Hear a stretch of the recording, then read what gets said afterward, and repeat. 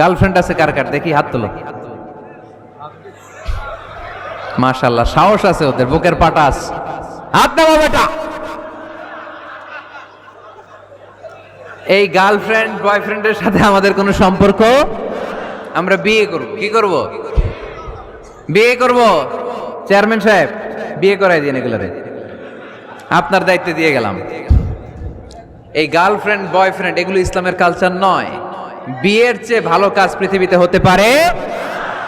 বিয়ে করতে গেলেই বাপে বলে আগে নিজের পায়ে দাঁড়া। তো এতদিন ও কার পায়ে দাঁড়াইছে? ছেলে মেয়েদেরকে সাহস দেন, ছেলেও পড়বে।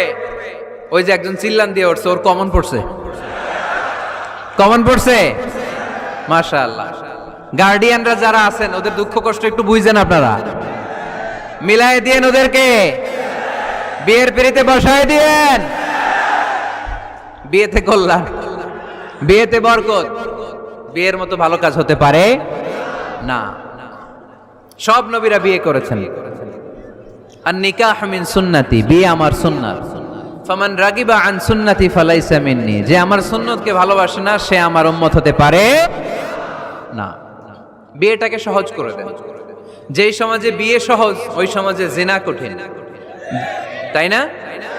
যেই সমাজে জিনা সহজ ওই সমাজে বিয়ে কঠিন।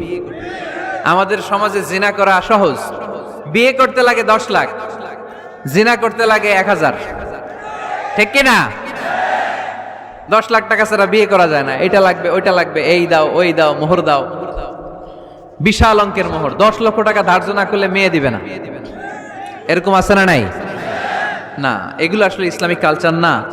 ছেলের বাবা মেয়ের বাবা উভয়কে আমি বলি বিয়েটা সহজ করে দেন, সহজ করে দেন। ছেলে পড়াশোনা করুক, সমস্যা নাই, মেয়েও পড়ুক, কিন্তু তারা পবিত্রভাবে তাদের সম্পর্ককে মেনটেন করুক। ঠিক কিনা?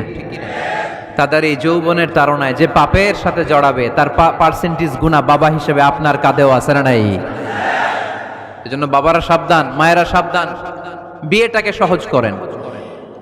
এই এলাকার যুব সংঘ যারা আছো, তোমরা একটা ক্যাম্পেইন করবা এই মাহফিলের পরে, টাইমলি ম্যারেজ ক্যাম্পেইন।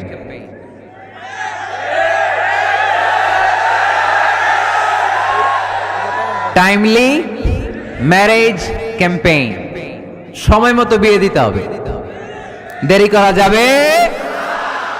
বাপ মা বুঝে না, একজনকে হুজুর আব্বাই বুঝে না। গার্ডিয়ান যারা আছেন একটু সদয় হন। ওরা যে পাপের সাথে, পাপের রাস্তা যে ওরা চিনে যাচ্ছে, পাপের পথে যে জড়িয়ে যাচ্ছে, আল্লাহর সুপ্রিম কোর্টের কাঠগড়ায় আসামি করে আল্লাহ সেদিন আপনারে দাঁড় করাবে। আল্লাযীনা হুম লিফুরুজিহিম হাফিজুন, দে গার্ড देयर প্রাইভেটস। মুকদ্দমাতুল হারামে হারাম, এট এ গ্ল্যান্স। একটা নারীর দিকে চোখ পড়ে যাওয়া এটা হারাম না, কিন্তু এই চোখ পড়ার কারণে এটা জেনার দিকে নিয়ে যাবে, এজন্য এটাকেও হারাম করেছে কে?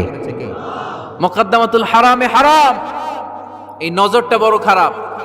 আর নাযার সাহামুন মাসমুমুন মিন সিহামি ইবলিস। এই নজর হচ্ছে শয়তানের বিষ মাখানো তীরের মধ্যে থেকে একটা ভয়ঙ্কর তীর। এই তীর দিয়ে শয়তান যুবক আর যুবতীদেরকে কাবু করে ফেলে। আমরা শয়তানের হাতে ধরা দিতে চাই না, আমরা বিয়ের মতো পবিত্র বন্ধনে আবদ্ধ হতে চাই। ঠিক কি না?